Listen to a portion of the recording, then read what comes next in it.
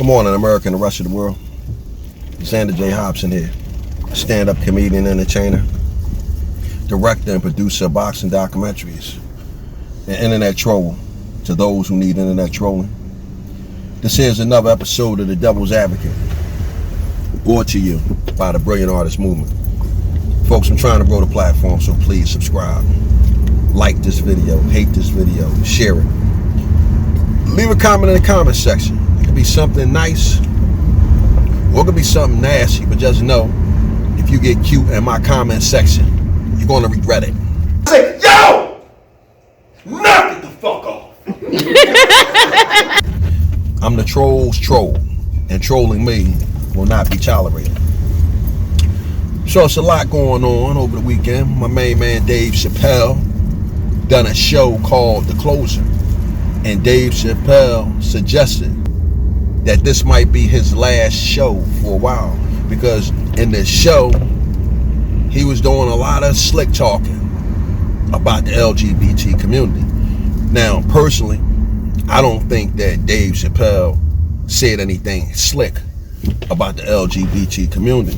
However, there are those in the LGBT community who look for a reason to be offended by something, anything, the least little thing. So for that reason, because Dave Chappelle knew that he would be saying things that at least one person in the LGBT community would find offensive, he said that this might be his last show for a while. Now, with that said, right, I found myself watching Seinfeld on Netflix. Which one's supposed to be the funny guy? He's the comedian. I'm just a regular person. No, he's just being modest. We had a funny guy with us in Korea. Tail gunner. He blew his brains out all over the Pacific. There's nothing funny about that.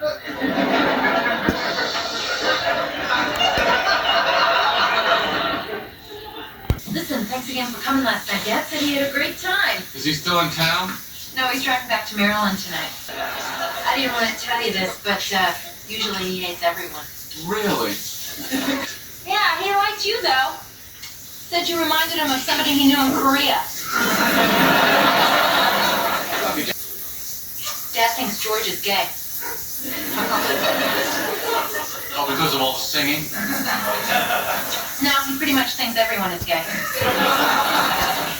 And Seinfeld is one of my favorite TV shows, and Jerry Seinfeld is one of my favorite comedians. If you were to go into my office right this second, you would see Jerry Seinfeld's picture prominently displayed on my wall of fame. So while I was watching Seinfeld, I found myself watching the episode 3, season 2, 1997. Now this scene involves a part where the actor Lawrence Tinery, I believe that's how it's pronounced, who played the character Alton Bennis, made some comments that I guess someone from the LGBT community would find offensive. Now, I guess the only reason why these comments that the character Alton Bennis made were not dug up is because maybe Jerry Seinfeld wasn't asked to host an award ceremony. Maybe no one done a thorough check into the background of Jerry Seinfeld to see if he said anything, or if he created any bodies of work that may be deemed offensive by the LGBT community. Because when Kevin Hart was getting ready to host the award show, members of the LGBT community scrutinized his past and found comments that he being Kevin Hart, made when he was an up-and-coming comedian. And we all know that Kevin Hart caught all kinds of hell for remarks that he made as an up-and-coming comedian. Now, never mind the fact that we pretty much have a First Amendment right to say whatever we want to say, as long as it's not calling fire in a crowded movie theater. You have a right to free speech, but nevertheless, we have reached a time in our society where you cannot offend members of the LGBT community, especially if you are an African American. During Dave Chappelle's show, he made a comment in regard to the rapper The Baby. Dave Chappelle pointed out how The Baby had killed a nigga in self-defense while he was at Walmart. But nevertheless, The Baby, he wasn't canceled for killing a nigger in the supermarket or in Walmart. However, he was canceled because members of the LGBT community were offended because he said something at a concert pertaining to AIDS and being a heterosexual. I'm not really sure what he said, but whatever he said, it got him canceled by the LGBT community. Yeah. Tracy owes a lot of people his career. Because why do you think he can say, now trust me, people that know Tracy, he says some ill shit that he could get in trouble like he is for every day. This time around, he said something and they said, oh, here's a good time. Tracy? Yeah, what? What's up? Yeah, you know, you're in deep shit. We gonna make you apologize, but you owe. And the fear that when you owe is that they're gonna take everything from you. Mm-hmm. So if they didn't make you, they can't really break you. And you see, I say they. It's the cartels, man. You do not look at gay people. I know have exactly a powerful cartel. Don't speak ill of them. Yep. And the thing is, you know, Tracy has to pay what he owes. And I knew that when Tina Fey turned on him. Tina Fey has been his great benefactor for many years. Sure. So this one thing has turned the tides of Tracy's career, meaning it's made him public enemy number one. When I heard this story pass one day, I said, Tracy's the new spokesman for gay shit now. And that's exactly we said yesterday, Patrice, that I was watching Patrice O'Neal on the Opie and Andy show, an old episode, the late Patrice O'Neal. And during this episode, Patrice O'Neal was talking about something that Tracy Morgan said that got him in trouble. He said something that offended the LGBT community. And Tracy Morgan found himself in a situation where he had to be on an apology campaign or on a campaign where he was championing the LGBT community. And speaking of championing the LGBT community, Kevin Hart found himself in a situation where he was talking to Don Lemon. And at some point during the conversation, Don Lemon asked Kevin Hart. I talked about how Kevin could turn the situation around and step up as an ally for the people in the LGBT community. Many of us really need to keep the conversation going. It's life or death. And someone like Kevin Hart, one of the biggest megaphones in the world, can be a leader, the ultimate change agent. He can help change homophobia in the black community. Something Kevin's old Twitter jokes addressed, but in the wrong way. So later on in this show, Kevin talked about my challenge for him to become an ally. Listen to I don't like the forcing. I don't like Don Lemon goes on CNN and he's like, you can fix this, become an ally. That's not my life dream. Kevin Hart apologizes for his remarks that hurt members of the LGBTQ community. I apologize. I'm now moving on from this. Now, oddly enough, Kevin Hart may have officially declined the offer to be a spokesperson or to champion the LGBT community. However, he had enough parts where he unofficially championed the LGBT community. Kevin Hart appearing in movies wearing dresses. Kevin Hart appearing in movies with The Rock where he behaved in a manner that a heterosexual man would deem questionable. I'm swat, I know what you do. I'm swat. I know what you I still don't understand how and why The Rock and Kevin Hart were kissing, and there was a scene also when Kevin Hart was being cuddled like a baby with The Rock. All of this would be considered questionable by any heterosexual man. So I said all that to say this. Kevin Hart, he might have officially turned down the opportunity to be a voice for the LGBT community, but unofficially, he championed them. But I said all that to say this, right?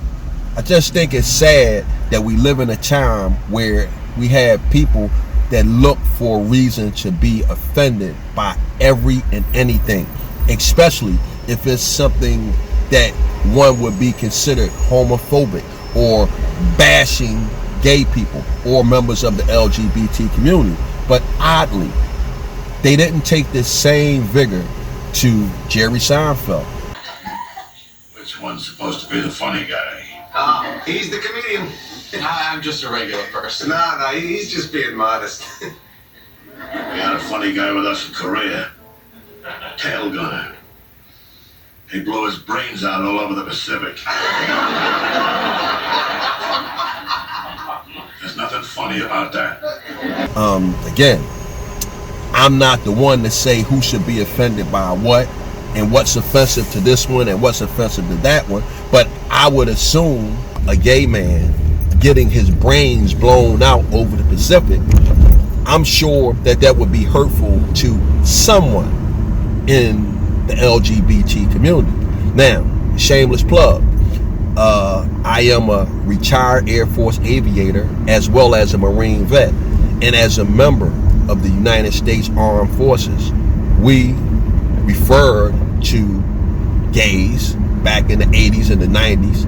We referred to them as tail gunners. We referred to them as funny guys. We referred to them as poofters, as well as a bunch of other things that one would deem offensive. Now, I said all that to say this. When I saw that scene in Seinfeld over the weekend, where the character referred to the gay guy as a funny guy, and he mentioned being a tail gunner, I immediately knew what it was. And I knew what it was when I heard it years ago. However, this time I zoned in on it real quick, because I'm saying to myself, where is the outrage toward Jerry Seinfeld that the LGBT community had towards Dave Chappelle, the Baby, Kevin Hart, Tracy Morgan, or all the other African Americans that you were so offended by when they said something that one from the LGBT community would consider homophobic? Why wasn't Jerry Seinfeld given that same vigor? Why wasn't Jerry Seinfeld asked to apologize? Why wasn't we trying to cancel Jerry Seinfeld? Well, I know the answer to that. The answer is the LGBT community is not going to take that same vigor to a member of the Jewish community. However, they got a lot of vigor for the African American community. Now, one of the things I would like to point out about Jerry Seinfeld has a witty form of humor. And if you're not sharp, you won't get it. And I said that to say this. There's a strong possibility that Jerry Seinfeld wasn't talking about the guy's brains being literally blown out. He could have been talking about the brains being figuratively blown out, in the sense that instead of the guy getting his brains blown out over the Pacific, the guy was sucking dicks all over the Pacific. So again, this is just something I want to point out. But nevertheless, whether we talking about the guy's brains literally being blown out, or if the guy was sucking dicks all over the Pacific, I'm certain if that would have been an African-American show and African-American writers that would have made that same comment, at least one person from the LGBT community would have been outraged and would have caused a stir. During Dave Chappelle's show, he said that someone from the LGBT community said to him, "Stop punching down on us." Well, no one is punching down on the LGBT community. However, the LGBT community does a hell of a job punching down on African American entertainers. The LGBT community does a hell of a job looking for a reason to cancel African American entertainers. So that's something I just felt the need to point out. Again, who am I to say what someone should or shouldn't be offended by? I just have to respect the fact when they say that they are offended. But I will say this to the LGBT community: if you are going to be offended unilaterally. Be offended when anyone says anything that one would deem offensive to your community. Don't just save up all that animosity and contempt toward African Americans. Stop always being so quick to try to cancel African American entertainers. Stop being so quick to be so offended whenever African American says something that you feel goes against the LGBT. However, you're quite tolerant and patient if a member of another community says that. So as I draw to a conclusion, I want to say to the LGBT community, I don't have a right to tell you what you should or what you shouldn't be outraged about. But I will say this: just be fair when you are outraged. If you want to be outraged at the black guy when he says something that you find offensive, be equally outraged at the Jewish guy when he says something offensive. Be equally outraged at the Spanish guy when he says something offensive. Don't just save up all that vigor and animosity for the African Americans. As an African American man, one of the things that I know from being African American, whenever any other group came into this country, they always took some kind of special pride at being able to shit on African Americans. And this, what I see transpiring with how you guys attack the African American entertainers, is no different than the kind of animosity that other groups have showed African Americans while they came, when they came over here to this country and called themselves social climbing. Part of the social climate in America is shitting on the next group that you're trying to climb over top of while you're surpassing them or trying to catch up with the white people. And for my African American brothers and sisters out there, the only thing that I can say is, let this here be another lesson to you. These people over here, they don't give a damn about us. And for that reason, we have to stick together. We have to be mindful who we give our vote to. We have to be mindful of who we spend our money with. We have to be mindful who we support. All right, now you sons of bitches, you know how I feel. I'm done with it. Bam.